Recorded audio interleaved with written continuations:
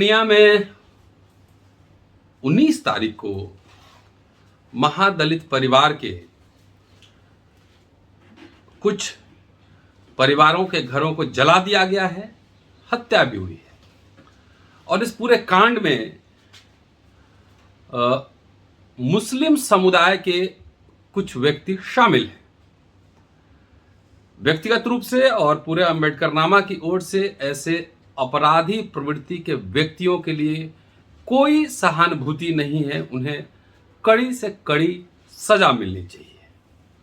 लेकिन ऐसी घटनाओं पर जो राजनीतिक रोटियां सेकने वाले जो गिद्ध होते हैं, जरा उनको भी पहचानने की कोशिश करिए। चलिए लिए चलता हूं गोदी मीडिया के खबर पर, और खबर पढ़ूंगा पहले और उसके बाद उसकी व्याख्या और विश्लेषण भी करूंगा। इसलिए विश्लेषण ज्यादा जरूरी है, यह व्याख्या विश्लेषण ज्यादा जरूरी है।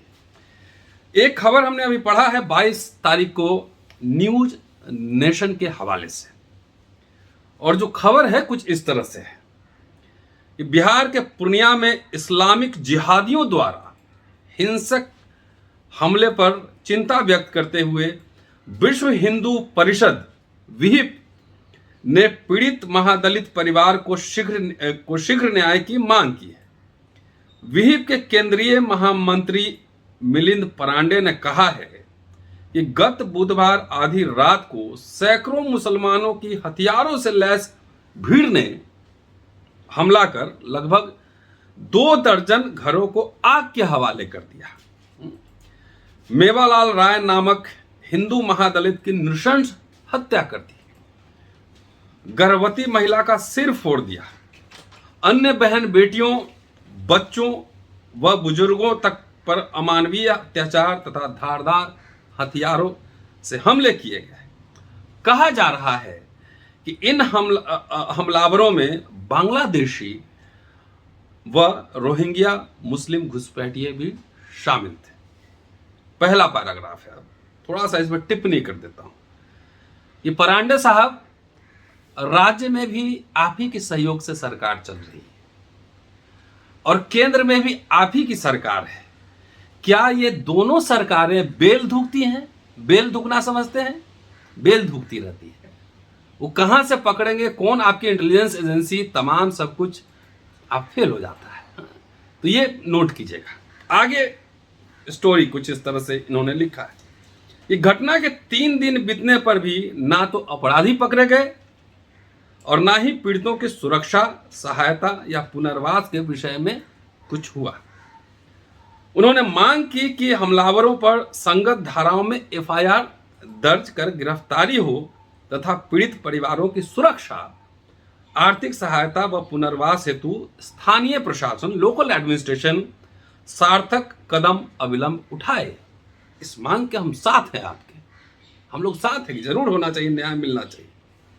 मिलिंद परांडे ने आगे कहा है कि पूर्णिया जिले के बायसी अनुमंडल के मजवा गांव के खपड़ा पंचायत में 19 मई बुधवार को अर्धरात्रि में मुस्लिम समुदाय के द्वारा महादलितों पर ढाए गए महाकहर ने बंगाल में इसी माह में हुए क्रूर हिंसक मामलों को दोहराकर हिंदू समाज के धैर्य की परीक्षा लेने का पुनः दुस्साहस किया है। अब हिंदू कौन कौन है आपकी नजर में हम नहीं जानते, क्योंकि बंगाल में हिंदू बहुल क्षेत्र में आपकी पार्टी बीजेपी बुरी तरह से हार गई है, ये भी ध्यान रखिएगा।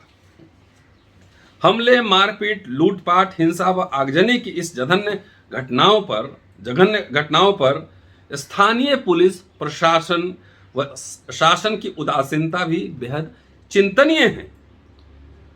तो मेरा कहना है कि नीतीश कुमार से इस्तीफा क्यों नहीं मांग लेते? बोलिए कि इस्तीफा दे, चिंतनीय जब काम नहीं कर रहा है। आप ही के जो पार्टियां हैं वही तो सहयोग दे के सरकार चलवा रही है। या तो कह दीजिए कि बीजेपी के आप खिलाफ हैं, आपका रिश्ता नहीं है, कहिए। लोगों के मन में यह आशंका है कि स्थानीय जनप्रतिनिधियों के दबाव के कारण ही ऐसा हो रहा है। उन्होंने राष्ट्रीय मानवाधिकार आयोग, राष्ट्रीय महिला आयोग, राष्ट्रीय बाल आयोग तथा राष्ट्रीय अनुसूचित जाति आयोग को भी मामले में स्वतः संज्ञान लेकर तत्काल उचित कार्रवाई करने की मांग की है। बहुत बढ़िया। लेकिन ये मांग और कहां कहां आपको करना चाहिए था, आगे मैं आपको बतलाता हूं। अभी पहले ये स्टोरी खत्म हो जाए। विप महामंत्री ने कहा कि इस जघन्य हमले ने भीम मीम के नारे की भी पुनः पोल खोल दी। क्षुद्र राजनीतिक लाभ के लिए ऐसे झूठे नारों की आड़ में ही हिंदू समाज के इस पराक्रमी दलित समुदाय को हिंसा का शिकार बनाया जाता रहा है। हमारे अनुसूचित जाति व जनजाति के बंधु भगनियों को इनसे भ्रमित ना होकर अत्यंत सावधान रहने की जरूरत है। उन्होंने उन सभी सेकुलरिस्ट व दलितों के कथित मसीहाओं को भी आड़े हाथों लेते हुए पूछा कि जिहादियों द्वारा हमले पे उनके मुंह में दही क्यों जम जाता है। हमारे मुंह में नहीं जमा है, हम बोल रहे हैं, उनके खिलाफ बोल रहे हैं लगातार, लेकिन आपके मुंह में कहां कहां दही जमता है यह भी मैं अभी बताने वाला हूं। वीप ने कहा कि सभी पीड़ित महादलित परिवारों की सुरक्षा, क्षतिपूर्ति व पुनर्वास के साथ आक्रमणकारियों के विरुद्ध कठोरतम कार्रवाई सुनिश्चित होने तक हिंदू समाज चुप नहीं बैठेगा। कौन कौन है आपके हिंदू समाज में भी बताइए। इन महादलितों की, दलितों की हकमारी कौन कर रहा है ये भी बताइए। अब आइए परांडे साहब, जरा आपसे भी कुछ गुफ्तगू हो जाए। अभी कल ही मैंने एक वीडियो डाला था, आज ही सुबह, और 2-3 दिन पहले की घटना है कि कर्नाटक में जहां आपकी सरकार है, भाजपा सरकार है, वहां एक थाने में एक पुलिस अधिकारी ने एक दलित युवक को हवालात में एक मुजरिम को कहा कि इसको पेशाब पिलाओ। पानी मांगा तो पेशाब पिलवाया। मुंह में दही जम गया क्या? नहीं। अच्छा, अभी कौशल किशोर मिश्रा का नाम आपने सुना होगा। आपके बड़े बड़े नेता उनके घर जाते हैं, फोटो दिखता है। उन्होंने संविधान पे हमला बोला, उन्होंने अंबेडकर पे हमला बोला, डॉक्टरों के पूरे जो कुर्बानियां हैं उस पर हमला बोला। दही जम गया क्या परांजल साहब? बाबा रामदेव आपके निकट सहयोगी, खास सहयोगी हैं, लगातार डॉक्टरों पर हमले बोल रहे हैं और अपनी दुकानदारी चला रहे हैं। मुंह में दही जम गया क्या? और बताता हूं। अभी IIT खड़गपुर सीमा सिंह, पता ही होगा, सरेआम क्लास में गालियां दी हैं। मुंह में आपके दही जमा था क्या? दरभंगा में बलात्कार, दही जम गया था क्या? हाथरस केस में याद है ना, अभी हाल की बात है, दही जम गया था क्या? दलितों को नंगा घुमाया जाता है उत्तर प्रदेश में, घोड़ी पे चढ़ने से पीटा जाता है, मुंह में दही जम जाता है क्या? तो आपकी जो ये लीला है ना, गिद्ध दृष्टि है, वो हम समझते हैं। अभी हमने एक खबर भी पढ़ा कि सेवा की, अभी कोरोना पीरियड में सेवा की आड़ में धर्मांतरण कराने का प्रयास चल रहा है। तो धर्मांतरण कोई क्यों करेगा? वो सब महादलित हिंदू हैं, तो अपने घर बुलाइए, सोफा पर बैठाइए, खूब बढ़िया बढ़िया खाना साथ बैठ के खाइए डाइनिंग टेबल पे, अपने वॉशरूम में जाने दीजिए। हिंदू है भाई, क्यों दही जम गया क्या? उनको जो है, मैं मांग करता हूं कि वो हिंदू है, महादलित हिंदू है हमारे। तो आप अपनी सरकार को, केंद्र सरकार को, राज्य सरकार को कहिए कि जो घायल हुए सबको 1-1 करोड़ रुपया मिले, या जो मृत परिवार है उसको बिहार सरकार नौकरी दे। दही तो नहीं जमा परांडे साहब, जम गया नहीं, तो इन पे आपकी आवाज नहीं निकलेगी। तो खाली इलेक्शन के लिए, वोट लेने के लिए सभी दलित पिछड़े जो है बन जाते हैं, क्या बन जाते हैं? हिंदू बनाते हैं, फिक्टिशियस हिंदू।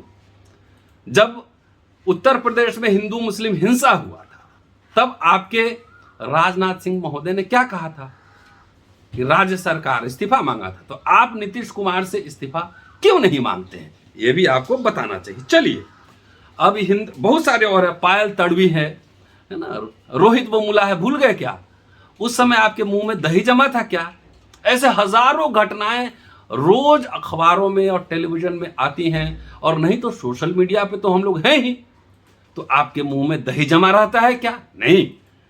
हम तो इस हिंसा हुई है पूर्णिया हिंसा में जो लोग भी अपराधी हैं उसके खिलाफ हैं, लेकिन ऐसे अपराधियों की जो मैंने फहरिस्त आपको गिनाई है, आपके मुंह में दही जमा था क्या? अब आइए आपको लिए चलते हैं थोड़ा इतिहास दृष्टि में। मैं इतिहास का छात्र हूं तो बगैर इतिहास के बात मैं नहीं करता।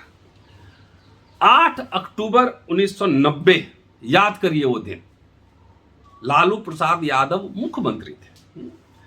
बिहार के सीतामढ़ी में दंगा हुआ था। लालू प्रसाद यादव ने कहा था अगर एक मुसलमान को बचाने में 10 यादवों की कुर्बानी देनी पड़े तब भी कोई बात नहीं।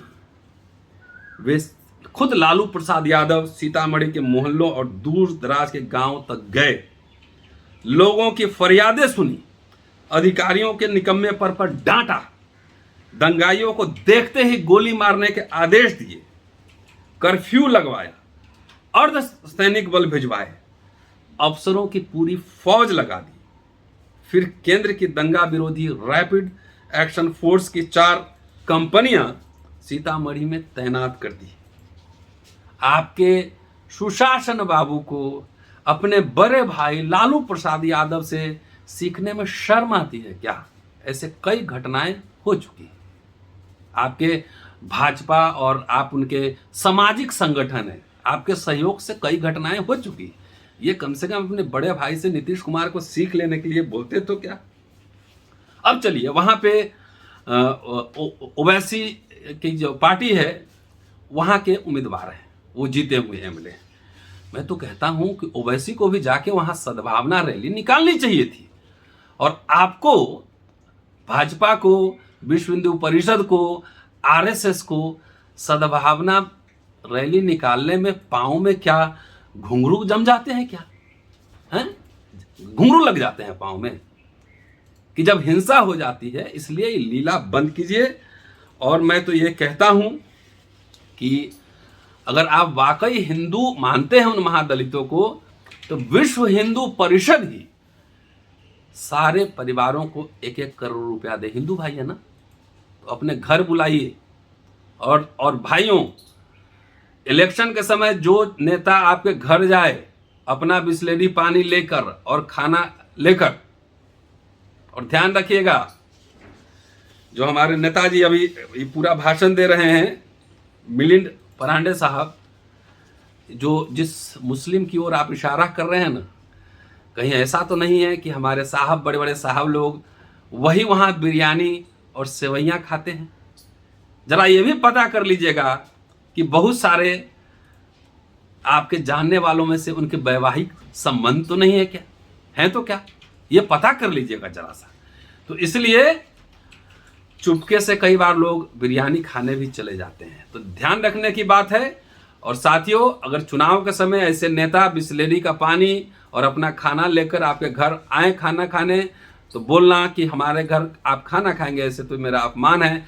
मैं आपके डाइनिंग टेबल पर जाके खाना खाऊंगा, मैं हिंदू हूं, आपसे गले मिलूंगा, एक ही रोटी में दोनों आधा दांत काट के खाएंगे, तब हिंदू बनेंगे। मेरी बात समझ रहे हैं ना? और देखिए, चलते चलते लालू प्रसाद यादव का गांधी मैदान में दिए गए भाषण का यह वीडियो। देश हित में अगर इंसान ही नहीं रहेगा, इंसान नहीं रहेगा, तो मंदिर में घंटी कौन बजाएगा या कौन बजाएगा? जब इंसानियत पर खतरा हो, इंसान नहीं रहेगा तो मस्जिद में इबादत कौन देने जाएगा? 24 घंटा में निगाह रखा हूं। हमने अपने शासन के तरफ से पूरा उनकी सुरक्षा का भी व्यवस्था किया, लेकिन दूसरे तरफ हमारे सामने सवाल है, अगर एक नेता और एक प्रधानमंत्री का जितना जान का कीमत है, उतना आम इंसान का जान का भी कीमत है। हम अपने राज्य में मतलब दंगा फसाद को फैलने नहीं देंगे। जहां फैलाने का नाम लिया और जहां बवेला खड़ा करने का नाम लिया, तो फिर हमारे साथ चाहे राज रहे या राज चला जाए, हम इस पर कोई समझौता करने वाले नहीं। शुक्रिया साथियों। तो ये था पूर्णिया हिंसा के थ्रू जो घालमेल है राजनीति का। सारी दबंग जातियां, जहां जिनके पास पैसा है, भूमि है, चाहे वो हिंदू हो या मुसलमान हो या कोई भी हो, सारी दबंग जातियां मिलकर दलितों का दमन करती हैं। अगर एक तरफ से उठाकर देखेंगे तो ऊपर के लेवल पे सारी दबंग जातियों के बीच आपसी साठगांठ तालमेल होता है। ये समझने की जरूरत है, किसी बहकावे में ना आए। शुक्रिया। Keep watching and sharing Ambedkarnama. Ambedkarnama एक मुहिम है सच्चाई से रूबरू कराने का, सत्य से रूबरू कराने का। शुक्रिया। Keep watching and sharing Ambedkarnama. Thank you. अगले एपिसोड में आपसे फिर मुलाकात।